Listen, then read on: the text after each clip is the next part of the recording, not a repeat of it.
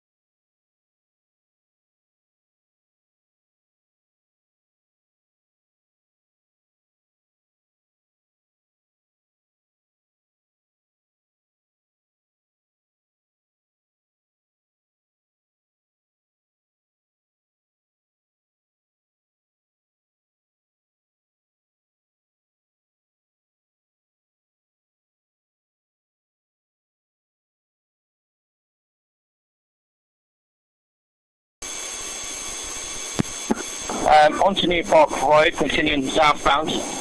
Pass, what's your ETA? 30 seconds. Okay, all cars, all ARVs on this channel, just for your awareness, we are now just standing by for strikes. Stand by, stand by. Okay, we're going to do it. It's a near side indication onto Coastal Gardens. Do it here. It's a inline.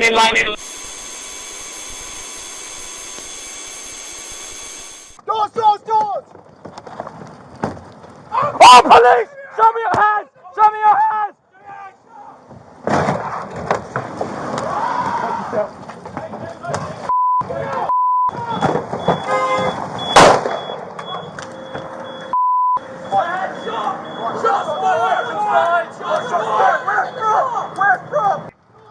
Doors, doors, doors!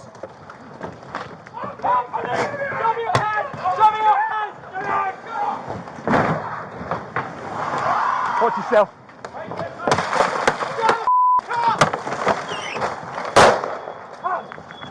Now.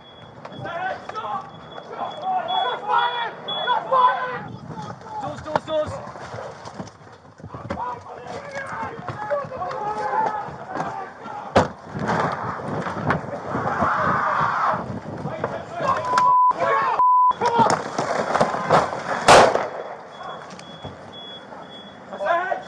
Right, was that shots fired? Shots fired!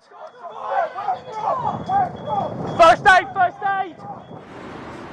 The jury system is the cornerstone of British justice, and today, after 2 weeks of evidence, 12 men and women have cleared Sgt Martyn Blake of murder.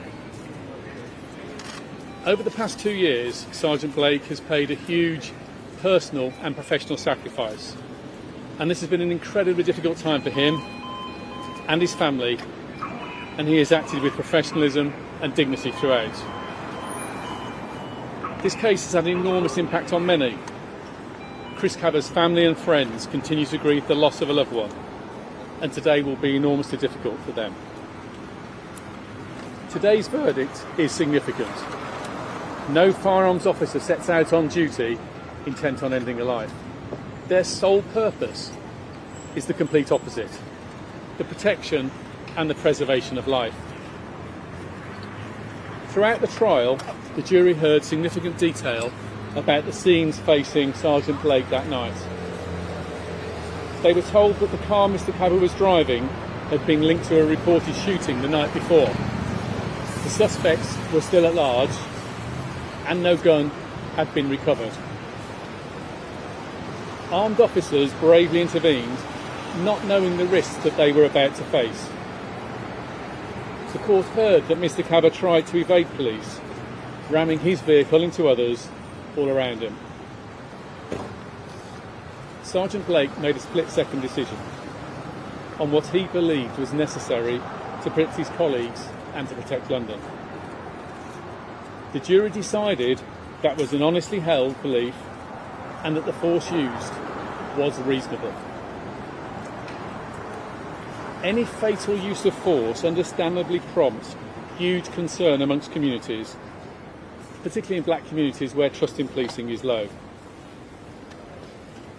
There remains much for us to do to strengthen confidence in our service, and we know incidents like this place further strain on already challenged relationships. No police officer is above the law, but we have been clear that the system holding police to account is broken. I worry about the lack of support officers face for doing their best. But most of all, I worry for the public. The more we crush the spirit of good officers, the less they can fight crime. That risks London becoming less safe. Our armed officers respond to more than 4,000 incidents each year, but there are only 1 or 2 incidents where shots are fired. It is undeniable that they are the most professional, most accountable, and most cautious in their use of lethal force in the world. Their operations have prevented countless acts of violence across our city. Last year alone, they removed more than 400 guns from our streets. I remain humbled and deeply proud of officers who continue to protect London despite all the risks that they face. They continue to have my full and my unwavering support. Thank you. Since we can't rely on this system, we are forced as a community to continue to build our own alternative, to build real safety, real peace, real justice, and really deal with harm and conflict in our communities, because we cannot rely on police to do so. The only thing that the police deliver to our communities is pain and trauma that is inflicted upon us, and we will not stand for it. We haven't stood for it before, and we will continue to fight until our last breath, until we are in our graves. And from the afterlife, as ancestors, we will strengthen the next generation so that they can fight. Because unfortunately, we believe that our grandchildren will have to continue fighting. Our grandchildren will be fighting.